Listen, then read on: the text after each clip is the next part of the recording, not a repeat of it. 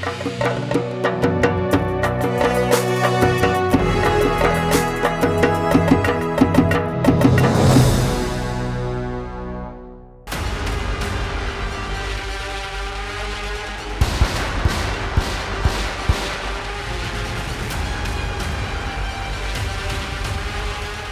लोग Lawrence Bishnoi gang से जिनके एफिलिएशन है उनका नाम सामने आ रहा है, वो कुछ लोग अरेस्ट भी हुए हैं। तो क्या इस बार मुंबई क्राइम ब्रांच लॉरेंस बिश्नोई की कस्टडी ले पाएगी?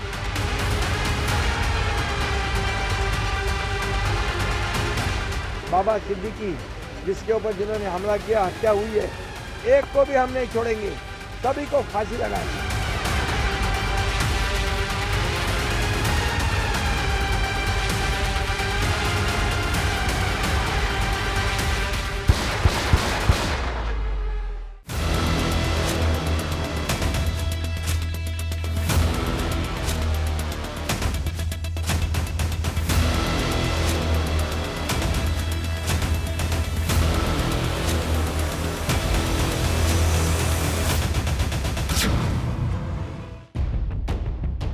बाबा सिद्दीकी मर्डर केस में महाराष्ट्र से लेकर 5 राज्यों तक हलचल देखी जा रही है।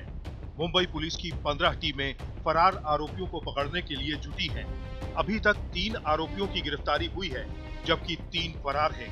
6 किरदारों के हर पहलू को खंगालने के लिए 5 राज्यों में जांच चल रही है।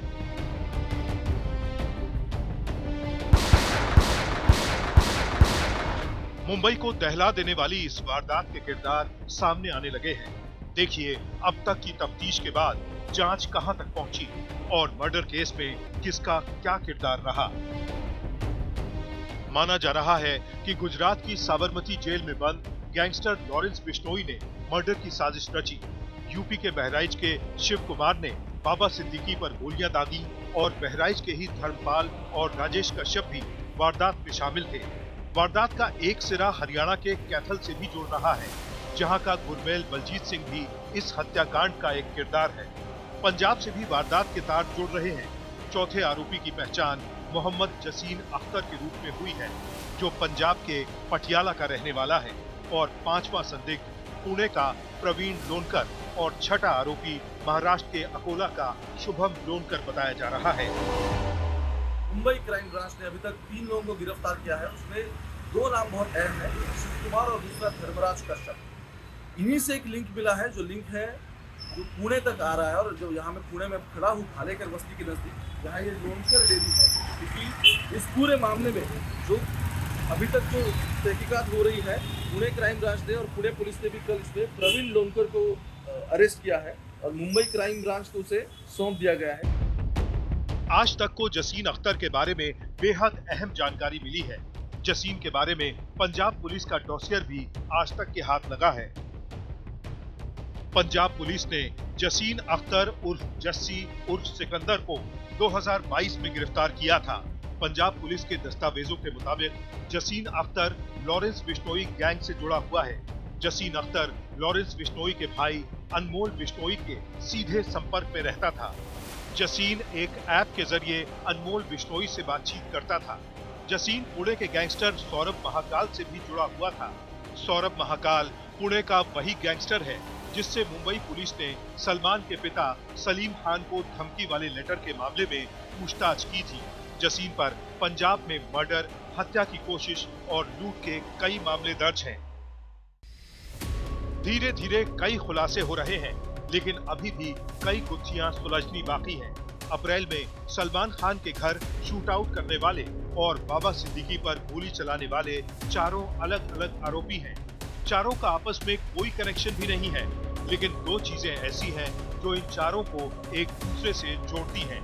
पहली इनके काम करने का तरीका और दूसरी लॉरेंस गैंग से इनका रिश्ता। और यही ये सवाल उठता है कि क्या बाबा सिद्दीकी पर गोली चलाने वाले सुपारी किलर थे और क्या ये सुपारी लॉरेंस बिश्नोई गैंग ने दी। एनसीपी अजीत गुट के नेता बाबा सिद्दीकी को दशहरा वाले दिन गोली मारी गई थी। उसी दिन का एक और वीडियो सामने आया है। मुंबई के बांद्रा में बाबा सिद्दीकी के साथ एक दूसरे शख्स को भी गोली लगी थी। ये उसी शख्स का वीडियो है। जिस समय गोलियां चलाई गईं, उस समय ये शख्स वहीं से गुजर रहा था और उसी दौरान इसके पैर में गोली लग गई थी। बाद में इलाज के लिए 22 साल के इस शख्स को मुंबई के भाभा अस्पताल में दाखिल कराया गया था। वहीं बाबा सिद्दीकी हत्याकांड में आरोपियों के ठिकाने का भी पता चल गया है। देखिए, मुंबई के कुर्ला में इसी मकान में 3 आरोपी रहते थे। इन लोगों ने इस कमरे को किराए पर लिया था और यही बाबा सिद्दीकी की हत्या की साजिश रची गई थी। मुस्तफा शेख और दीपेश त्रिपाठी के साथ सौरभ बख्तानिया, मुंबई, आज तक। महाराष्ट्र की जानी मानी शख्सियत बाबा सिद्दीकी के हत्याकांड का जो मामला है वो पूरे देश में चर्चा का विषय बना हुआ है। उसका एक कनेक्शन गुजरात के साथ भी जुड़ता हुआ दिख रहा है। जो शक की सुई है वो लॉरेंस बिश्नोई गैंग पे गई है और उन्होंने जो है सोशल मीडिया में पोस्ट भी किया था। अभी हम जो है वो साबरमती मध्यस्थ जेल में है, जहाँ पे एक विशेष सेल में लॉरेंस बिश्नोई को रखा गया हुआ है। साल 2023 के अप्रैल महीने में गुजरात ATS को ये कस्टडी दी गई थी। उसके बाद NIA का जो ड्रग्स केस चल रहा है उसी विशेष कोर्ट में उसका केस चल रहा है और वही इसीलिए वो साबरमती जेल में जो है वो बंद है। पुलिस सूत्रों की माने तो उसे वहाँ पे रखा गया है साबरमती जेल में, क्योंकि ये साबरमती जेल का एक स्पेशल सेल है, अंडा सेल जिसको बोला जाता है। उसके अंदर लॉरेंस है, उसके साथ और कोई आरोपी जो है वो नहीं है और कोई कैदी वहाँ पे नहीं है, सिर्फ लॉरेंस अकेला रहता है। और जो जेल सूत्रों के अधिकारियों से हमारी बात हुई है, जेल अधिकारियों से, उनकी जो बात माने तो अभी तक मुंबई पुलिस की ओर से कोई संपर्क नहीं किया गया, ना ही कोई एजेंसी यहाँ पे पूछताछ के लिए आने वाली है। अभी जो पूरी प्रोसीडिंग है वो कोर्ट में जाएगी। कोर्ट से अगर परमिशन मिलता है उसके बाद गुजरात पुलिस का संपर्क किया जाएगा और उसके बाद यहाँ पे कोई एजेंसी आ सकती है। पर अभी तक की जो जानकारी है उसके मुताबिक किसी भी एजेंसी ने गुजरात पुलिस से संपर्क नहीं किया है और ना ही कोर्ट में कोई बात आई है। कोर्ट अप्रूवल के बाद गुजरात पुलिस से संपर्क करना पड़ेगा, उसके बाद एजेंसी यहाँ पे आ सकती है। तो अभी की जो बात है उसके मुताबिक कोई भी एजेंसी ने अभी संपर्क नहीं किया है और अभी लॉरेंस गुजरात की जेल में है, ना ही उससे कोई पूछताछ की गई है, ना ही उससे अभी तक कोई मिलने आया है। अहमदाबाद से कैमरामैन जयमीन के साथ ब्रिजेश जोशी, आज तक। गुजरात में एक और बड़े ड्रग्स रैकेट का भांडाफोड़ हुआ है। दिल्ली की गुजरात पुलिस के संयुक्त ऑपरेशन में 500 किलो से ज्यादा कोकीन की खेप बरामद की गई है, जिसकी बाजार में कीमत है 5000 करोड़ रुपए। ड्रग्स की ये खेप भरूच जिले के अंकलेश्वर इंडस्ट्रियल एरिया में एक कंपनी से बरामद की गई है।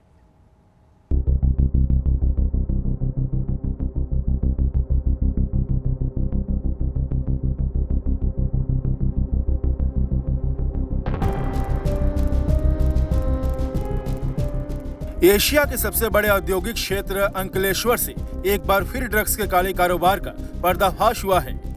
केंद्र सरकार के नशा मुक्त भारत अभियान के तहत दिल्ली पुलिस और गुजरात पुलिस ने एक ज्वाइंट ऑपरेशन चलाया।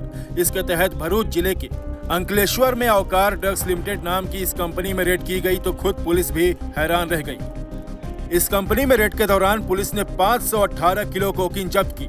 इंटरनेशनल मार्केट में इसकी कीमत करीब 5000 करोड़ रुपए बताई जा रही है। ड्रग्स सीज करने के साथ पुलिस ने कंपनी के 3 डायरेक्टर समेत 5 आरोपियों को गिरफ्तार भी किया है। सूत्रों के मुताबिक ये कोकीन उसी इंटरनेशनल ड्रग्स सिंडिकेट से जुड़ी है, जिसकी 2 बड़ी खेप 2 अक्टूबर और 10 अक्टूबर को छापेमारी के दौरान दिल्ली से पकड़ी गई थी। अब तक इस सिंडिकेट की कुल 1289 किलो ड्रग्स जब्त की गई है। इंटरनेशनल मार्केट में इसकी कीमत 13000 करोड़ रुपए है। नशे की इतनी बड़ी खेप बरामद होने के बाद केंद्रीय गृह मंत्री अमित शाह ने दिल्ली पुलिस को बधाई दी। उन्होंने एक्स पर लिखा, मैं दिल्ली पुलिस को 13000 करोड़ रुपए कीमत की नशीली दवाओं की जब्ती के सफल अभियानों के लिए बधाई देता हूं, जिसमें हाल ही में गुजरात पुलिस द्वारा 5000 करोड़ रुपए मूल्य की कोकीन बरामद करना भी शामिल है। नशीली दवाओं और नार्को व्यापार के खिलाफ अभियान बिना किसी ढील के जारी रहेगी। मोदी सरकार हमारे युवाओं को नशीली दवाओं के अभिशाप से बचाकर नशा मुक्त भारत बनाने के लिए प्रतिबद्ध है। पुलिस ने बताया कि सिंडिकेट से जुड़े ज्यादातर मेंबर एक दूसरे को नहीं जानते थे। वे सोशल मीडिया के जरिए कोऑर्डिनेट करते थे और कम्युनिकेशन के लिए हर मेंबर को एक कोड नेम दिया गया था। आज तक ब्यूरो। मेहसाणा में एक बेहद दर्दनाक हादसा हुआ। यहाँ पर एक फैक्ट्री के अंडरग्राउंड पानी की टैंकी बनाने के लिए मजदूर खुदाई कर रहे थे और तभी अचानक से मिट्टी धंस गई। मजदूर दब गए। इस दौरान 9 मजदूरों की मौत हुई है। प्रधानमंत्री नरेंद्र मोदी ने भी इस हादसे पर दुख जताया है।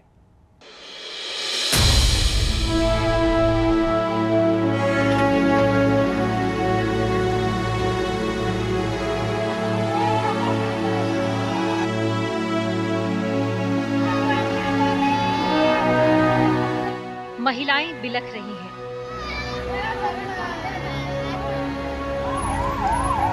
अफरा तफरी मची है। जेसीबी से मिट्टी हटाकर शवों को निकाला जा रहा है। ये तस्वीरें मेहसाणा के कड़ी इलाके के जासरपुर गांव की।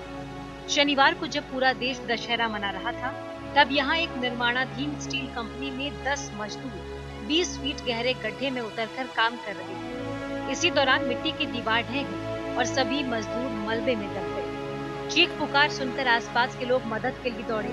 राहत और बचाव का काम शुरू किया गया, लेकिन इस घटना में 2 महिलाओं समेत 9 मजदूरों की मौत हो गई। सिर्फ एक मजदूर जिंदा बचा, जिसे इलाज के लिए अस्पताल में भर्ती करवाया गया है। नीचे 10 लोगों का डिटेल मिला था हमें, सो वो सब मिल गए हैं। एक उनमें अलाइव है। देखिए, जो हमें रिपोर्ट मिली है और जो यादी हमने निकाली है और जो यहाँ पे ये लोग वर्क का रिपोर्ट था जो इनका, सो उसके हिसाब से ये 10 लोग थे।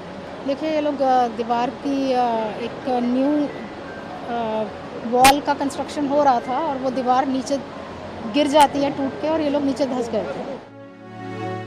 इस घटना के बाद पीएम मोदी ने भी दुख जताया और सोशल मीडिया प्लेटफॉर्म एक्स पर लिखा, गुजरात के मेहसाणा में दीवार गिरने से हुआ हादसा बेहद दुखद है। इस हादसे में जिन लोगों ने अपनों को खोया है, उनके प्रति मैं अपनी गहरी संवेदना व्यक्त करता हूँ। ईश्वर उन्हें इस दुख को सहन करने की शक्ति दे। मैं घायलों के शीघ्र स्वस्थ होने की भी कामना करता हूँ।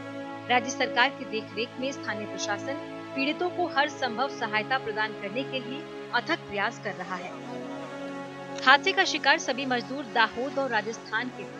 शुरुआती जांच के मुताबिक हादसा फैक्ट्री प्रबंधकों की लापरवाही की वजह से हुआ, क्योंकि मजदूर बिना सुरक्षा उपकरण के 20 फीट गहरे गड्ढे में काम कर रहे थे। सर, ये जो घटना वारदात हुई उसमें किसी के अगेंस्ट में फरियाद दर्ज होगी? अभी पुलिस वही कामगिरी में लगी हुई है। एक्चुअली पहली प्रायोरिटी हमारी रेस्क्यू की थी, तो रेस्क्यू की कार्यवाही खत्म हुई है। जो इसमें भी जिसकी भी नेग्लिजेंसी है और जो भी दोषित पाया जाएगा उसके खिलाफ फरियाद दाखिल करके, गुनाह दाखिल करके आगे की जो इन्वेस्टिगेशन है वो कैरी ऑन है। पुलिस ने जीवित बचे मजदूर के बयान के आधार पर इंजीनियर, ठेकेदार और लेबर ठेकेदार को गिरफ्तार कर लिया है। हालांकि इस पूरे मामले में पुलिस की तरफ से फैक्ट्री के मालिक को क्लीन चिट दी गई है।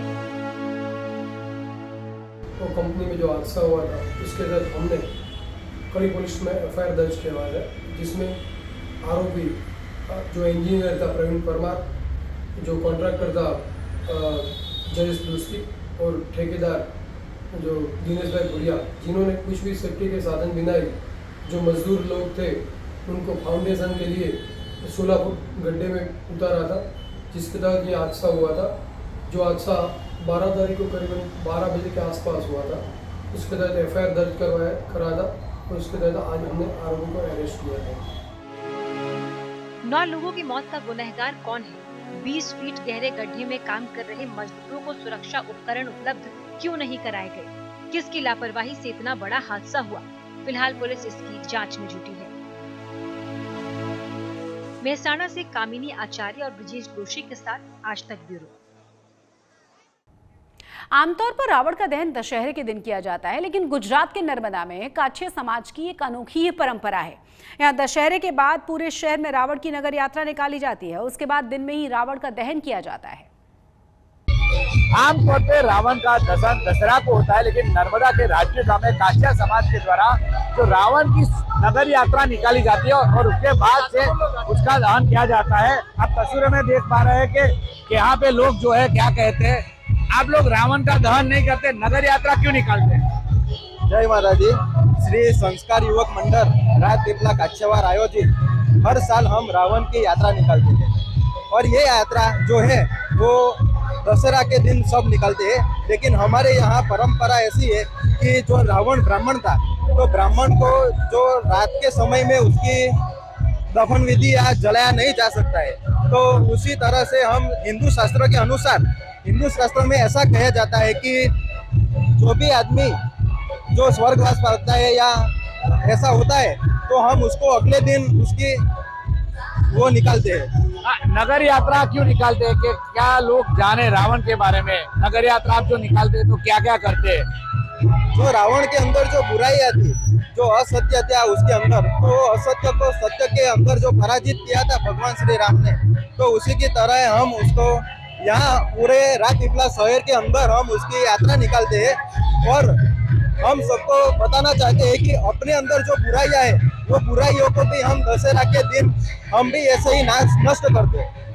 तो आप तस्वीरों में देख पा रहे कि रावण की जो शोभा यात्रा इस तरह से निकाली जाती है और इस यहाँ से जो शोभा यात्रा है इसमें बड़ी संख्या में लोग जुड़ते हैं और ये जो पूरी नगर यात्रा शहर में घूमते हैं और उसके बाद ये लोग रावण का दहन करते हैं। एक अनूठा जो परंपरा है काछिया समाज की, वो आज गुजरात के नर्मदा जिले के राजपीपला में हो रही है, जहाँ पे वो लोग रावण की नगर यात्रा निकालते हैं, उसके बाद रावण का दहन करते हैं। उनका ये कहना है कि रावण जो बुराई का प्रतीक था, इसके बारे में सब जाने और इसके बाद उसका दहन किया जाता है, यानी कि सब रावण की बुराइयां जाने, इसके लिए नगर यात्रा निकालते हैं। उसके बाद ये लोग काछिया समाज के लोग रावण का दहन करते हैं। नरेंद्र पेपर वाला, नर्मदा आज तक। चारों धाम यात्रा समापन की ओर है और इसी बीच चारधाम यात्रा को लेकर बड़ा अपडेट सामने आया है। चारों धाम के कपाट बंद होने की तारीख आ चुकी है। बद्रीनाथ धाम के कपाट 17 नवंबर को बंद होंगे और केदारनाथ के कपाट बंद होंगे 3 नवंबर को, जबकि गंगोत्री और यमुनोत्री धाम के कपाट 2 और 3 नवंबर को बंद कर दिए जाएंगे। हमारी इस खास रिपोर्ट को देखिए।